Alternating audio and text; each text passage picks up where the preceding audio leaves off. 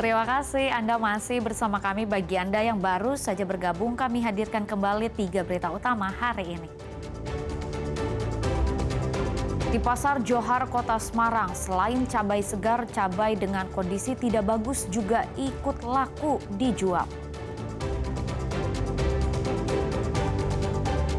Serba mahalnya bahan dapur di pasaran, ratusan warga di Klaten serbu pasar sembako murah di halaman kantor Kecamatan Trucuk.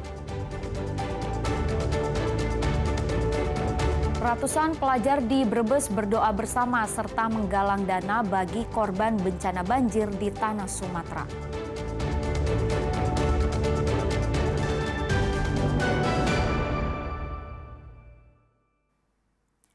Hari ini tepat 2 pekan bencana Aceh dan Sumatera. Masih banyak sekali korban yang belum ditemukan. Sejumlah wilayah masih terisolasi, bantuan sulit menyentuh mereka. Masa tanggap darurat diperpanjang khususnya di Aceh. Satu persatu jenazah kembali ditemukan di sisa lumpur yang merendam wilayah Aceh Utara. Tebalnya lumpur dan material kayu membuat proses pencarian terhambat. Namun tim Basarnas terus melakukan pencarian korban banjir yang masih hilang. Sejumlah wilayah di Aceh masih terisolasi dan belum sepenuhnya pulih setelah terjangan banjir bandang dan longsor. Pemerintah Provinsi Aceh akan memperpanjang masa tanggap darurat. Ya paling urgent sekali ialah Temeng, Aceh Timur, Aceh Utara, Aceh Tengah, dan sebagian Birian. Omong. Ya, mungkin kita sambung lagi 2 minggu lagi. Sambung lagi. Dalam 2 minggu itu berarti infrastruktur diharapkan bisa biasa kembali pulih sedia kala. Sementara gelondongan kayu tertumpuk dan menyumbat aliran sungai Tuka di Tapanuli Tengah, Sumatera Utara. Akibatnya, air sungai kembali meluap dan menggenangi jalan raya dan permukiman. Butuh waktu dan alat berat yang banyak untuk mengangkut tumpukan kayu yang memenuhi aliran sungai. Rumah Sakit Umum Daerah Tanjung Purah di Langkat juga belum bisa beroperasi. Sudah 2 minggu terendam sejak terjangan banjir bandang. Peralatan medis rusak. Petugas masih berupaya membersihkan rumah sakit dari sisa banjir dan lumpur. Tim Liputan 6 SCTV melaporkan dari Aceh dan Sumatera Utara. Sebanyak 4 ekor gajah terlatih membantu membersihkan puing-puing kayu sisa bencana banjir bandang di Aceh. Tim gajah dikerahkan di lokasi yang tidak bisa disentuh alat berat. Sebelumnya gajah juga pernah membantu membersihkan puing sisa tsunami tahun 2004 silam.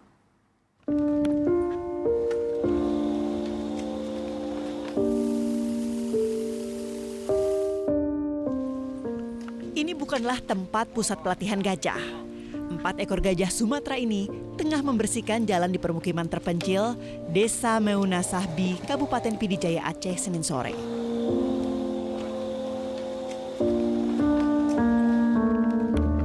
Gajah-gajah terlatih ini menyingkirkan pohon tumbang, kayu besar, dan puing-puing sisa banjir bandang lainnya.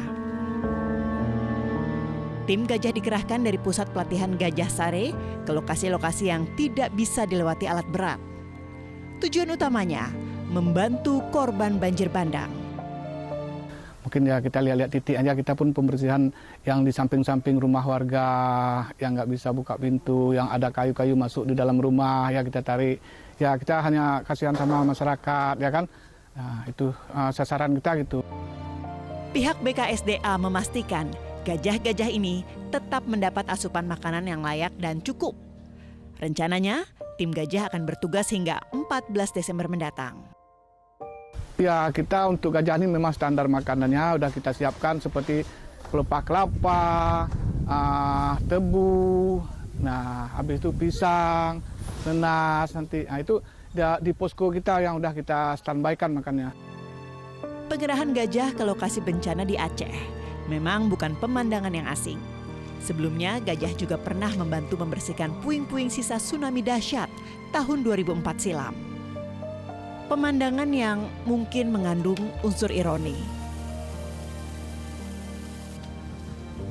Di satu sisi, habitat gajah banyak yang dirusak oleh ulah dan tangan manusia.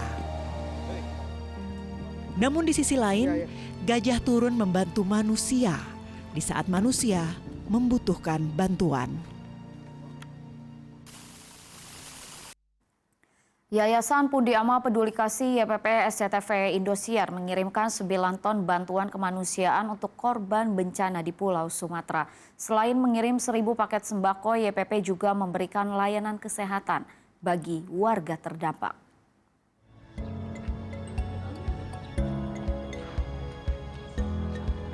Petugas Basarnas yang kelelahan saat melakukan pencarian korban bencana di Kabupaten Agam, Sumatera Barat mendapat pelayanan kesehatan dari tim Yayasan Pundi Amal Peduli Kasih SCTV Indosiar. Mereka mendapat multivitamin agar tetap fit bertugas mengevakuasi korban banjir bandang. Selain memberikan pelayanan kesehatan gratis, tim YPP, Yayasan Karya Alfa Omega dan Pakuwon Group turut membagikan kebutuhan sehari-hari serta kebutuhan bayi bagi warga yang terdampak. Hari ini kita mendapatkan support dari YPP dan YKAO dan Pakuwon Group untuk personil kami untuk mengecek kesehatan secara gratis. Kami terima kasih. Dokter dan obat-obatan juga dipasok ke Desa Padang Data, Jorong Kampung Tengah Timur, Kenegarian Salareah Aya, Kecamatan Palembayan. Di sini, warga yang tinggal di pengungsian mulai terserang berbagai penyakit.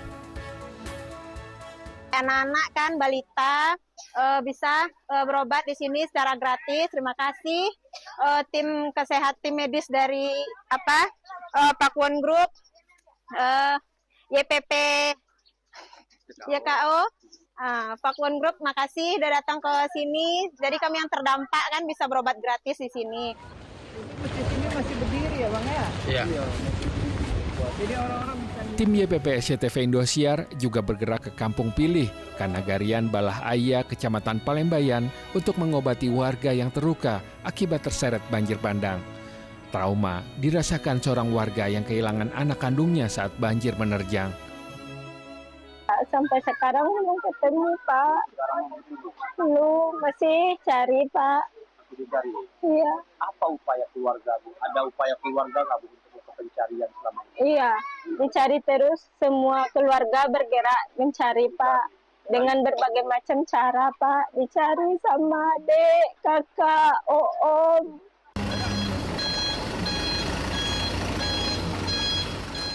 Senin malam, Yayasan Pundi Amal Peduli Kasih YPP SCTV Indosiar kembali mengirimkan 9 ton bantuan bagi korban bencana di Pulau Sumatera. Bantuan 1.000 paket sembako akan diterbangkan dengan pesawat kargo dari Lanut Halim Perdana Kusuma, Jakarta. Badan Nasional Penanggulangan Bencana (BNPB) menyampaikan terima kasih atas kepedulian pemirsa SCTV Indosiar. Terima kasih atas dukungan sepenuhnya dari pemirsa dari YPP SCTV Indosiar yang telah memberikan kontribusinya kepada masyarakat terdampak di Aceh, Sumatera Utara, dan Sumatera Barat. Tentunya bukan hanya masalah dukungan logistik dan bantuan ini secara fisik dan material, tapi yang paling penting adalah dukungan harapan dan semangat untuk melangsungkan penghidupan masyarakat yang ada di wilayah terdampak. YPP hadir karena kepedulian kita, harapan mereka. Tim Liputan melaporkan. Saudara, solidaritas kemanusiaan terus mengalir untuk korban bencana banjir dan longsor di Sumatera. Palang Merah Indonesia Solo mengajak seluruh warga berpartisipasi menyumbangkan darah bagi saudara kita yang terdampak bencana di tanah Sumatera. Sumbangan dan kontribusi bagi korban bencana di tanah Sumatera terus berdatangan.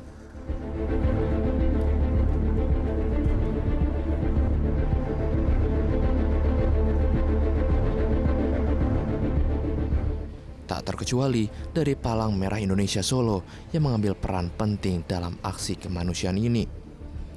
PMI Solo secara aktif mengajak masyarakat untuk berpartisipasi menyumbangkan darah sebab pasokan darah sangat dibutuhkan baik untuk korban yang mengalami luka-luka maupun menjaga ketersediaan darah bagi pasien lain di daerah terdampak bencana.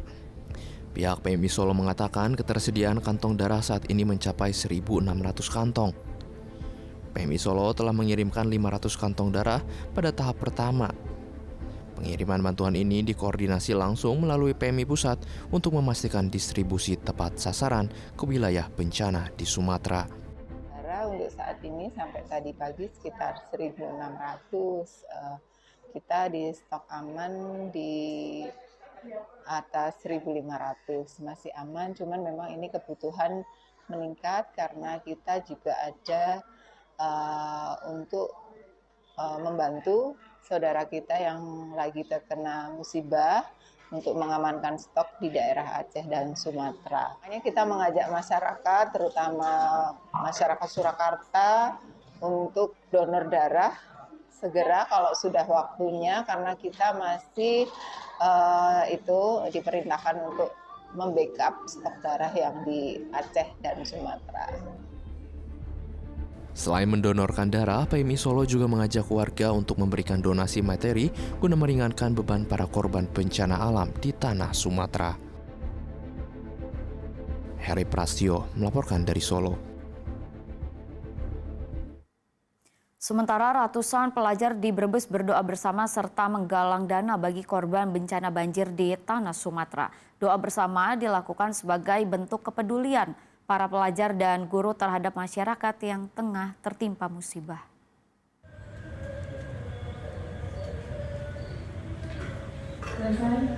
Doa dan bantuan bagi korban bencana di tanah Sumatera terus dilakukan warga, seperti ratusan siswa dan guru dari SMP Negeri 1 Brebes. Selasa pagi, mereka menggelar doa bersama dan mengumpulkan donasi. Aksi solidaritas ini dilakukan sebagai bentuk pendidikan karakter bagi para siswa dan siswi. Dan diharapkan dari bantuan sosial dapat membantu dan meringankan beban para korban bencana alam di tanah Sumatera. Yang dilakukan dari SMP 1 ini memberikan bantuan sosial untuk para korban bencana yang terkena banjir bandang atau tanah longsor di Sumatera dan sekitarnya. Dari donasi yang SMP 1 berikan, semoga dapat meringankan beban dan membantu proses pemulihan. Pihak sekolah SMP Negeri 1 Brebes mengapresiasi atas kepedulian para pelajar yang menggelar doa bersama sekaligus mengumpulkan donasi bagi para korban bencana banjir di Pulau Sumatera. Jadi ini adalah salah satu huruf branding ya di sekolah kita, yaitu hebat humanisme. Dan ini sudah kita latih kepada anak-anak sejak mereka mulai masuk SMP 1. Dan ini adalah bentuk kepedulian anak-anak yang diusulkan oleh pengurus SOSIS bahwa saudara-saudara mereka yang di Sumatera terkena musibah, mereka menyampaikan aspirasinya dan kita beri wadah seperti ini. Dan ini luar biasa dan kami sangat mendukung program, mudah-mudahan diikuti oleh sekolah-sekolah lain untuk meringankan anak-anak kita yang di Sumatera yang mengalami. Donasi yang terkumpul dari para siswa ini nantinya akan diserahkan kepada Badan Penanggulangan Bencana Daerah untuk disalurkan ke korban bencana di wilayah Sumatera. Sugihartono melaporkan dari Brebes.